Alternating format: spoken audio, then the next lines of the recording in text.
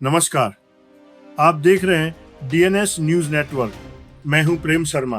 राज्य की शहरी सरकारों पर आज गंभीर सवाल खड़े हो रहे हैं। नगरीय विकास कर यानी यूडी टैक्स वसूली के नाम पर पिछले 2 महीनों से आम जनता के साथ खुली मनमानी देखने को मिल रही है। हैरानी की बात यह है कि भले ही किसी ने मकान या दुकान 5 या 7 साल पहले बनाई हो, लेकिन लोगों को वर्ष 2007 से टैक्स वसूली के नोटिस थमाए जा रहे हैं। प्रॉपर्टी सील होने के डर से कई लोगों ने मजबूरी में 2007 से अब तक का पूरा यूडी टैक्स जमा भी कर दिया।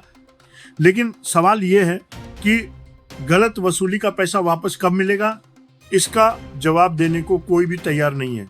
पिछले 2 महीनों में खाली खजाना भरने की होड़ में व्यापारियों से लेकर आम आदमी तक को प्रॉपर्टी सील करने की धमकी देकर जबरन नोटिस थमाए गए। सबसे बुरा हाल नगर निगमों में देखने को मिला, जहां लोगों को 1 से 1.25 करोड़ रुपए तक के नोटिस थमा दिए गए। हालांकि निकाय अधिकारियों का तर्क है कि यूडी टैक्स के नियम वर्ष 2007 से लागू हैं और टैक्स व्यक्ति पर नहीं बल्कि प्रॉपर्टी पर लगता है। अधिकारियों का कहना है कि यदि किसी को आपत्ति है तो आपत्ति सुनकर टैक्स में संशोधन किया जाता है। लेकिन बड़ा सवाल यह है कि क्या नियमों को ताक पर रखकर निजी कंपनियों से वसूली कराना जायज़ है? जयपुर सहित कई बड़े शहरों में यूडी टैक्स वसूली का काम निजी फर्म स्पैरो को सौंपा गया है, जबकि राजस्थान नगरपालिका अधिनियम की धारा 127 के अनुसार टैक्स वसूली की जिम्मेदारी मुख्य नगरपालिका अधिकारी या उनके अधिकृत अधिकारी की होती है। साथ ही वर्ष 2016 में स्वायत्त शासन विभाग की अधिसूचना साफ कहती है कि निकाय टैक्स वसूली अपने संसाधनों से करेंगे। निजी एजेंसियों का काम केवल रिकॉर्ड संधारण, सर्वे और मांग पत्र जारी करने तक सीमित रहेगा।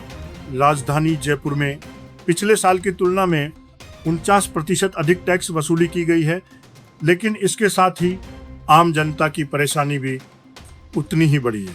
नोटिस मिलने के बाद लोग रजिस्ट्री और दस्तावेज लेकर चक्कर काट रहे हैं, फिर भी समाधान नहीं हो पा रहा।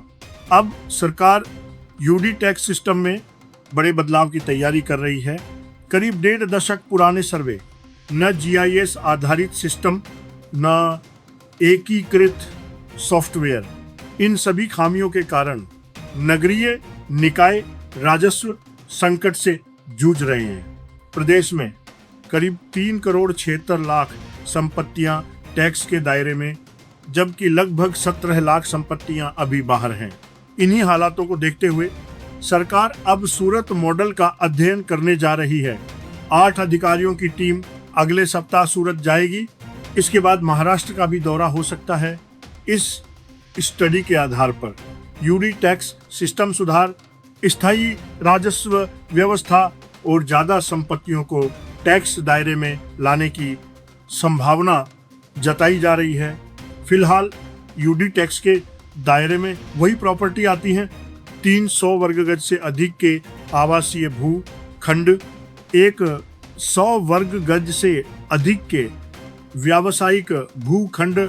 इससे छोटे भूखंड अभी टैक्स स्लैब से बाहर हैं। अब देखना होगा कि सरकार जनता की परेशानी को कितनी गंभीरता से लेती है और सिस्टम में सुधार कब तक होता है। आपका क्या कहना है इस यूडी टैक्स वसूली पर? कमेंट में जरूर बताइए। वीडियो पसंद आया हो तो लाइक करें, अपनी राय कमेंट में साझा करें और ऐसी ही खबरों के लिए डीएनएस न्यूज नेटवर्क को सब्सक्राइब करना न भूलें। मैं हूं प्रेम शर्मा। धन्यवाद।